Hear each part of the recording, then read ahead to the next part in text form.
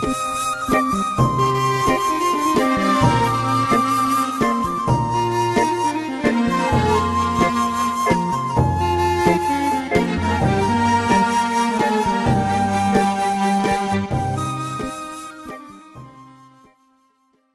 لە ببینەرانی کەناڵی ئەسمانی پێیان من عیمران ئەمیر خۆشحاڵم لە ئەڵقەیەکی نوێ لە قەزای خەبات بەیەوەی خۆشەوی شاد بوومەوە. ئەمڕۆ لە فستیڤاڵێکی تایبەتین کە لە پەیمانگای کە پەیمانگای قەزای خەبات ئەنجام درراوە بتایبەت بە ناساندنی بەرهەمە کشتتوواڵەکانی ئەم قەزایە و ئەم پەیمانگایە. ئەمڕۆ دەمەوێت بسمەنێەوە قوتابیانە و لە مامۆستایەکانی ئەم بەشەیە بپرسم تا چەند لە نوێمە گرنگی بە چڵکی کشت و کاڵ دەدرێ هەستێکی چۆنیان هەیە کە دەبینین فستیڤاڵێکی تایبەت بە ئەوان کراوەتەوە. دەمەوێت بپرسم بزانین لەبەر چی دەبینین قوتابی ئەکادمی یان جوتیاری ئەکادمیمان وردە وردە زیاد دەبێت لە بواری کشت و کاڵ بەڵام بەرهەمی ناوەخۆیمان کەم دەبێت. دەمەوێت کاری بەرهەمی ناوەخۆی کەمبوونی بەرهەمی ناوەخۆی لە قوتابیان و مامۆستایان بکەم. من لەوان دەپرسم و لە نێوەم فستیڤاڵەیە دەموویەوەش لەگەڵماندا بن و فەرموو لەگەڵماندا بن.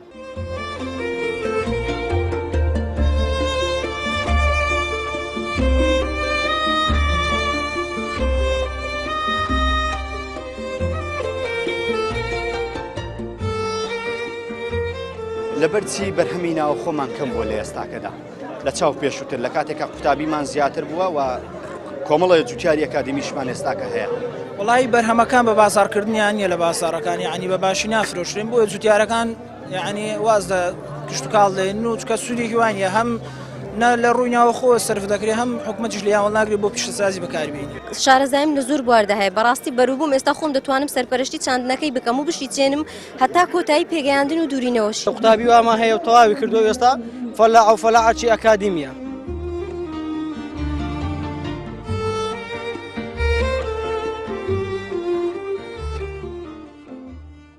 تۆکو مامۆستایەکی بەشی کشت و کاڵ بۆ لەبەرچی بواری کشت و کاڵ دەبینین جوتیارانمایان بەرهەمی ناوەخۆمان لە کەمیدا نەک لە زیاد بوون. ڕاست دەکەی بەڕاستی حکومەت پشتگیرێکی تەواوی لە بواری کشت و کاڵ نەکردەوە تا ئێستا کشت و کاڵ دواکەوتوو بووە لە هەرێمی کوردستان چونکە حکومەت بە تەواوی پشتگیری لە جوتیاران ناکاتن. باشە یعنی ئێوە وەکو معنی لە بواری کشت و کاڵ وەکو مامۆستایان وەکو قوتابیان وەکو جوتیارە پێویستان بە چی حکومەتە حکومەت پێویستە چۆن پشتگیریتان بکە؟ یەکەم جار پێویستە حکومەت لە بواری کشت و کاڵ لە بواری ئەلکترۆنی کشت و کاڵ لە باتی پشتگیری لە جوتیار بکە بۆ هەموو شێک لە بواری مادی لە بواری دامیکردنی دا و دەرمان و دانەوێڵەی دابی مەکەلەوە چەند. باشە مامۆستا و تەڵەبانەی کە لێرە دەردەچن دەتوانن ببن بە جوتیارێکی ئەکادمی و ئەوانانەی کە لێرە پێشکەشیان دەکەن دەتوانن لە داهاتوو بۆ خۆیان سوودی لێوەرگرن و تەنانەت کێڵگەیەکی باش بەڕێوە ببن. بەڵێ ئەگەر حکومەت پشتگیریان لێ بکات دەتوانن زۆر باشیش بۆ خۆیان سەرپەرشتی بکەن و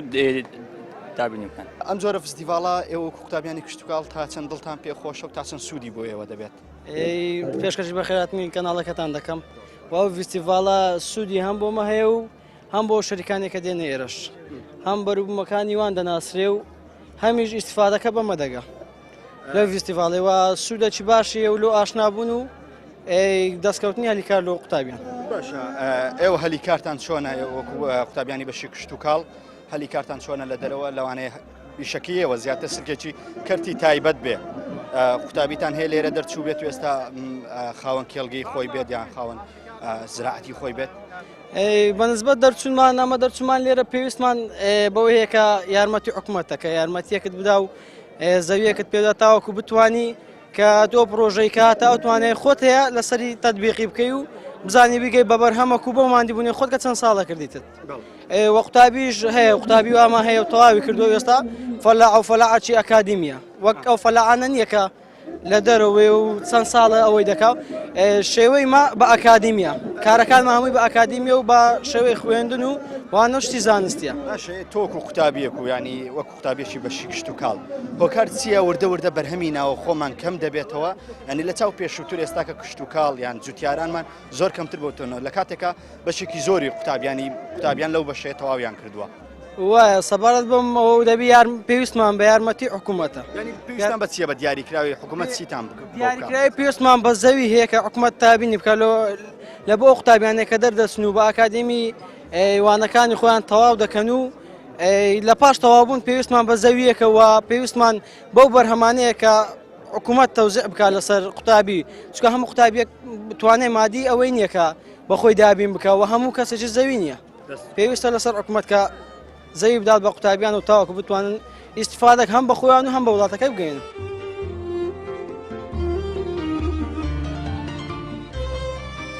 ئێمە وەکو بەشی بەرهەمی ڕۆچی لە پەیمانگەی تەکنیکی خەبات و هەروها بەشی پاراستنی ڕۆک دوو بەشی کشتتوکاڵیمان هەیە لەم پەیمانگە و لەگەر بەشی ئایتی و بەشی کاژێر یاسا هەڵسان بە ئەنجامدانی فیستیڤالێک لەسەر ئاستی دەڤەرەکە و بەتایبەت بە پەیمانگەی تەکنیکی خەبات فیستیڤالەکە لەژێر ناونیشانی گەشەپێدانی کەرتی کشتتوکاڵی و زانستە پراکتیکیەکانە مەبەستی سەرچیمان لە ئەنجامدانی ئەم فیستیڤالە بریتە لەوەی کە زیاترین ئەو کۆمپانیا و ئەو کارگانێکەوە لە هەموو کوردستانە کار دەکەن و زیاتر پەیوەندیان بە گەشەپێدانی کەرتی کشتتوکاڵ هەیە کۆیان کەینەوە لەو فیستیڤالە بەشدار بن و ئامانجێکی تریشمانە ئەمە بۆ قوتابیەکانی خۆمان کە لە بەشە کشتتوکاڵەکان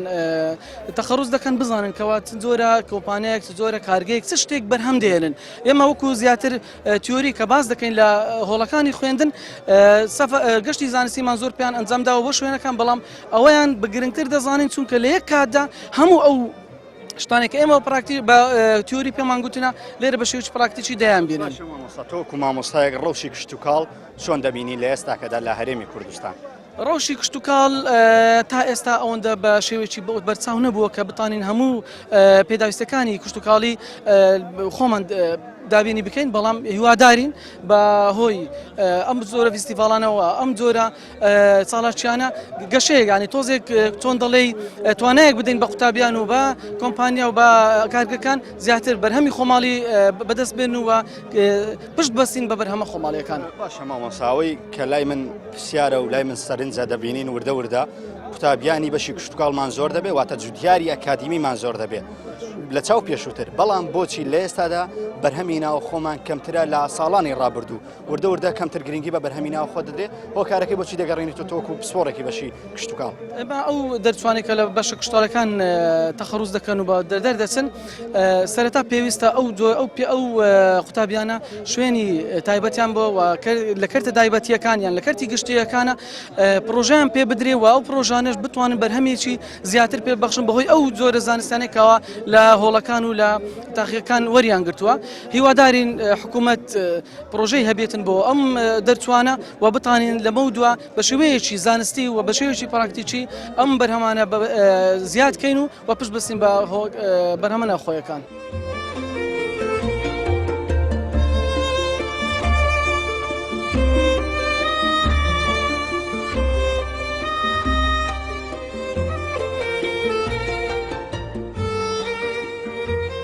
لەبەرچی بەرهەمی ناو خۆمان کەم بۆ لە ئێستاکەدا لە چاو پێشووتر لە کاتێکە قوتابیمان زیاتر بووە و کۆمەڵە جوتیاری ئەکادمیشمان ئێستاکە هەیە. وڵی بەرهەمەکان بە بازارکردنیان نیە لە بازارەکان یعنی بە باشی نافرۆشرێن بۆ جوتیارەکان یعنی واز لە کشتتوکاڵ دێن و چکە سوودێکی وانە هەم لە ڕوویناوە خۆ سرف دەکرێت هەم حکومەتیش لیاوە ناگرێت بۆ پیشەسازی بەکاربێن. شارەزایم لە زۆر بواردە هەیە بەڕاستی بەروبووم ئێستا خۆم دەتوانم سەرپەرشتی چاندنەکەی بکەم و بشی چێنم هەتا کۆتایی پێگەیاندن و دوورینەوەش. قوتابی واما هەیە و تەواوی کردو ئێستا فەلاع و فەلاعەکی ئەکادیمیە.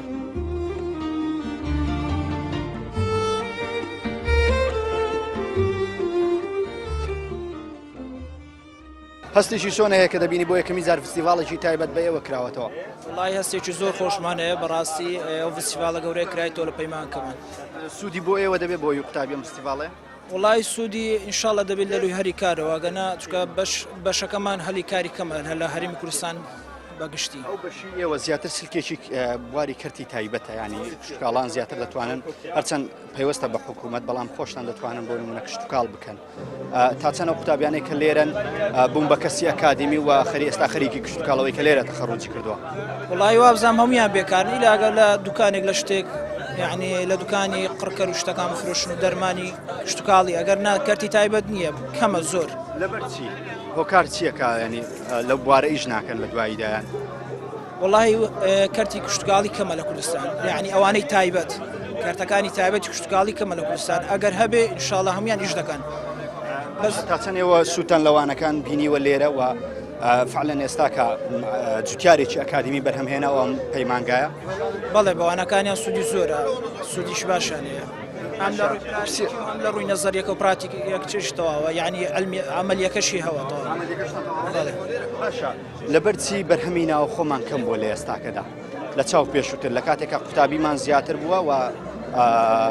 کۆمەڵە جوتیاری ئەکادمیشمان ئێستاکە هەیە وڵی بەرهەمەکان بە بازارکردنیان نیە لە بازارەکان یعنی بە باشی نافرۆشرێن بۆ جوتیارەکان یعنی واز لە کشت و کاڵ دێن و چکە سوودێکی وانە هەم لە ڕووی ناوە خۆ سرف دەکرێت هەم حکومەتیش لە یاوەڵ ناگرێت بۆ پیشەسازی بەکاری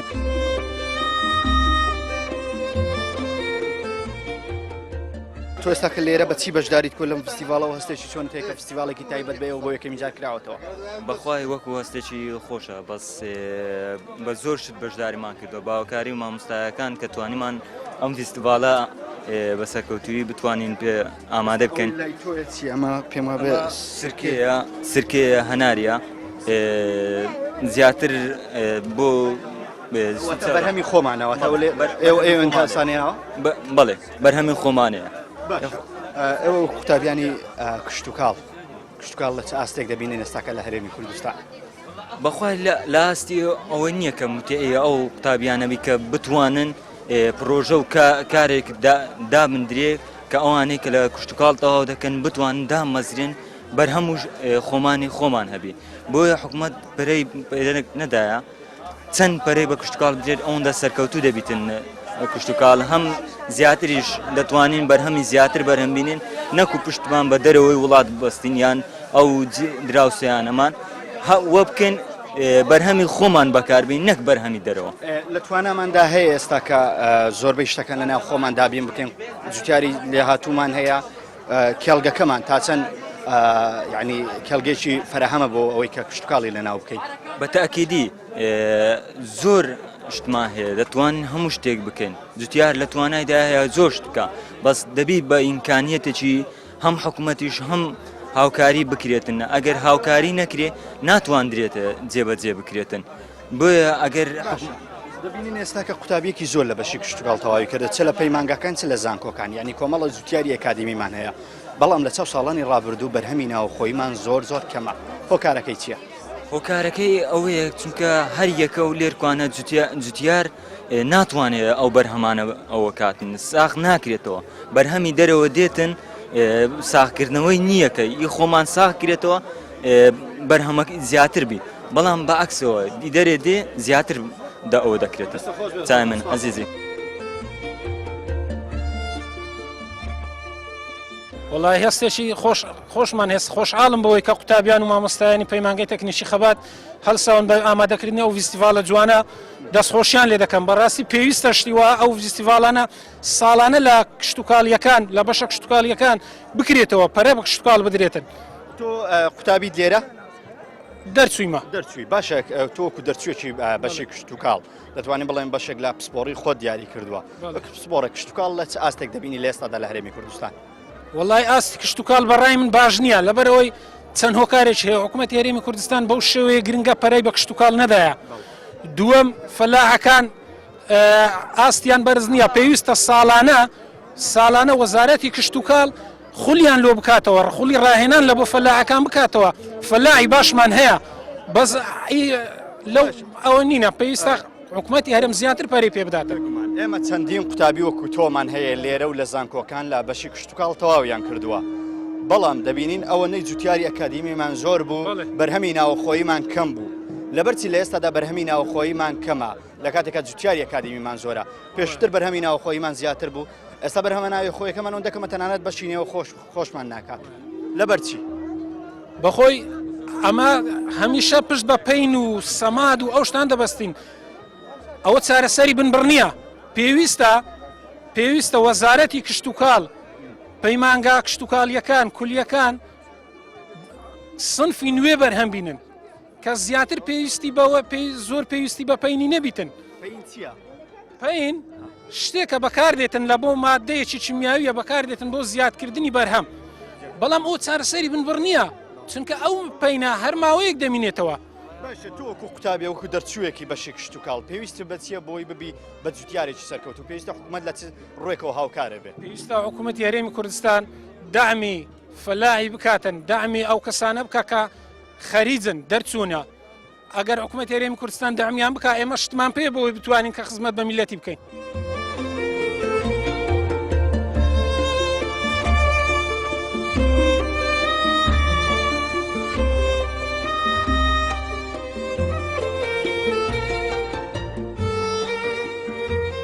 لەبەرچی بەرهەمی ناو خۆمان کەم بۆ لە ئێستاکەدا لە چاو پێشووتر لە کاتێکە قوتابیمان زیاتر بووە و کۆمەڵە جوتیاری ئەکادمیشمان ئێستاکە هەیە.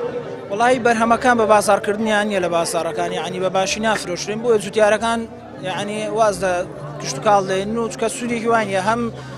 لە ڕوونیاوە خۆ سرف دەکرێت هەم حکومەتیش لە یاوەڵ ناگرێت بۆ پیشەسازی بەکاربێنی. شارەزاییم لە زۆر بواردە هەیە بەڕاستی بەروبووم ئێستا خۆم دەتوانم سەرپەرشتی چاندنەکەی بکەم و بشی چێنم هەتا کۆتایی پێگەیاندن و دوورینەوەش. قوتابی وامان هەیە و تەواوی کردو ئێستا فەلاع و فەلاعەتی ئەکادیمیە.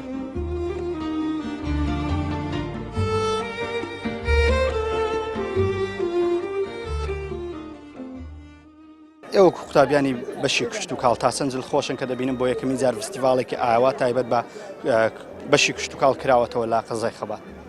بەڵێ سەرەتا بەخێراتنی کەناڵەکەتان دەکەم بەڵێ بەڕاستی یەکەم جارە کە فستیڤالێکی ئاوا گەورە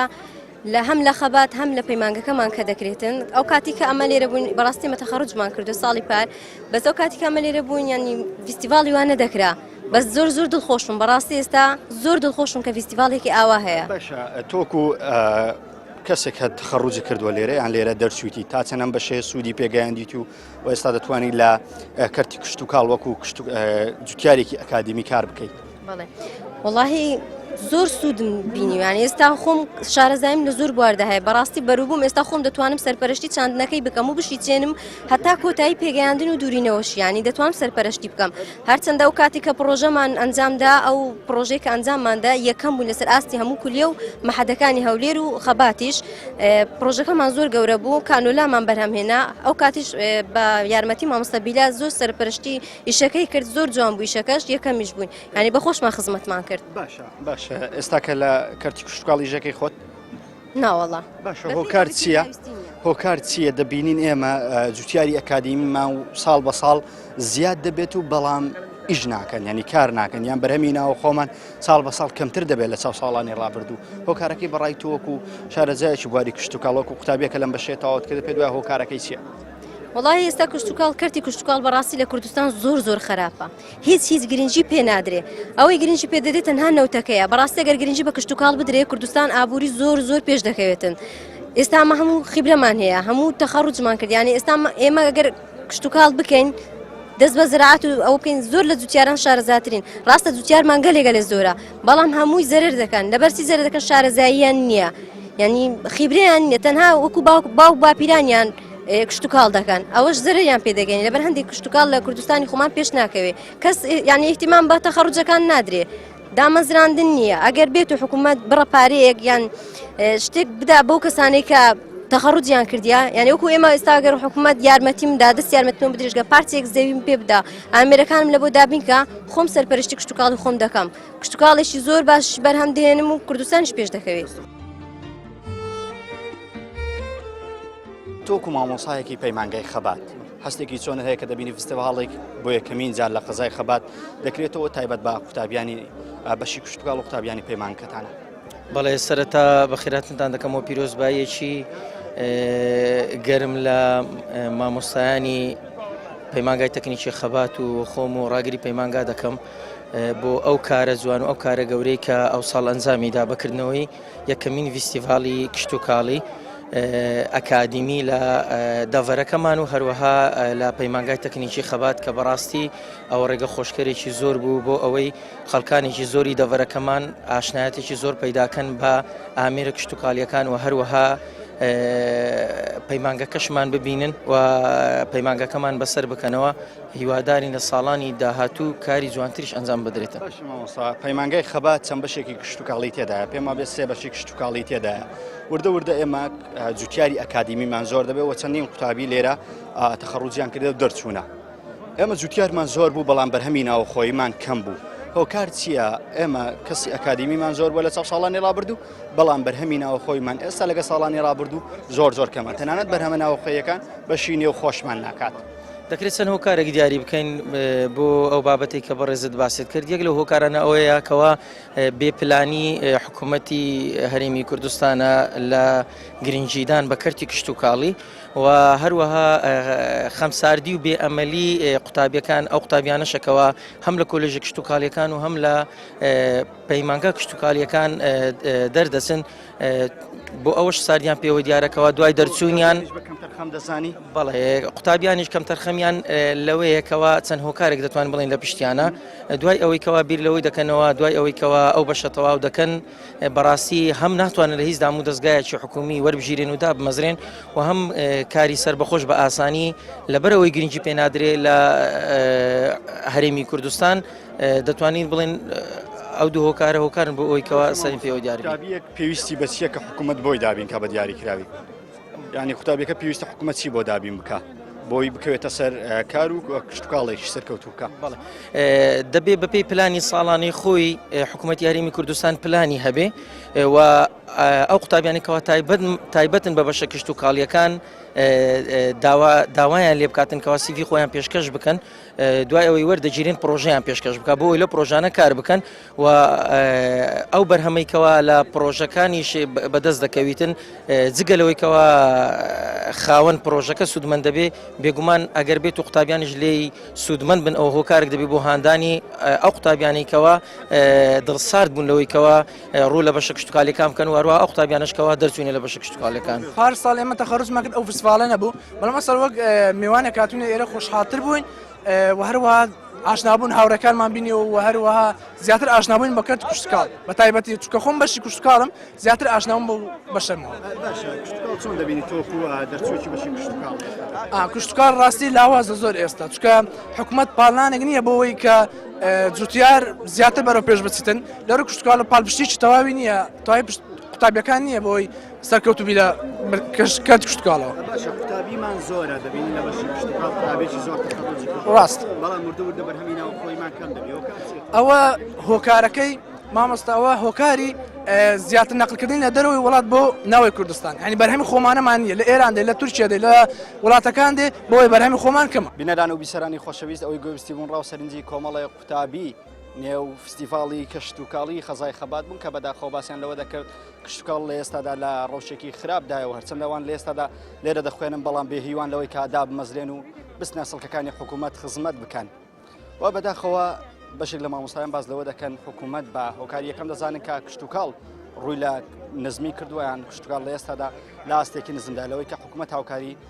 قوتابیان ناکات و بۆی بەرهەمینەوە خۆیان بەرهەمێنن ئەزیزان بەڵقەی ئەمجارەی بەرنامەی پەیامی تۆم پێشکەشکردن تا هەڵقەیەکی تر و بەرنامەیەکی تری پەیامی تۆ بە ئێوەی خۆشەویست شاد دەمەوە بەخوای گەورەتان دەسپێرم خواتان لەگەڵ